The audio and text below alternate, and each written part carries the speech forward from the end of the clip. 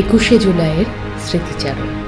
90-এর দশকের শুরুর দিকে বাম সরকারের ভোট কারচুপির ফলে বাংলার মানুষের গণতান্ত্রিক অধিকার বিপর্যস্ত হচ্ছিল।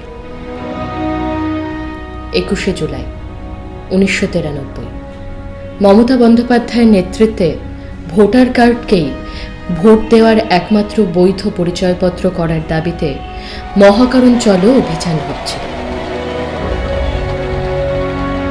সেদিন রাইটার্স বিল্ডিংয়ের উদ্দেশ্যে প্রতিবাদ মিছিল শান্তিপূর্ণভাবে এগোচ্ছিল, কিন্তু হঠাৎ এই শান্তিপূর্ণ মিছিলের ওপর নেমে আসে পুলিশের আক্রমণ। ছোড়া হয় কাঁদানে গ্যাস, করা হয় নির্মম লাঠিচার্জ।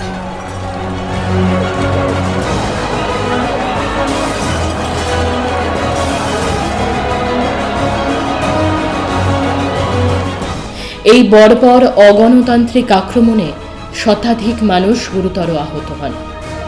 আমাদের দিদির ওপরও নেমে এসেছিল প্রাণঘাতী আঘাত। পুলিশের গুলিতে 13 জন আন্দোলনকারী শহীদ হন। দিদির চোখের সামনে তার সঙ্গীদের নির্মম মৃত্যু তাকে অন্যায়ের বিরুদ্ধে সোচ্চার হতে চির প্রতিজ্ঞাবদ্ধ করে তোলে। প্রতি বছর 21শে জুলাই তৃণমূল কংগ্রেস সেই 13 জন বীর শহীদকে শ্রদ্ধাঞ্জলি অর্পণ করে। যারা গণতন্ত্র রক্ষার জন্য আত্মবলিদান দিয়েছিলেন তাদের ইতিহাসের পাতায় অমর করে তুলেছে এই ঐতিহাসিক দিনটি।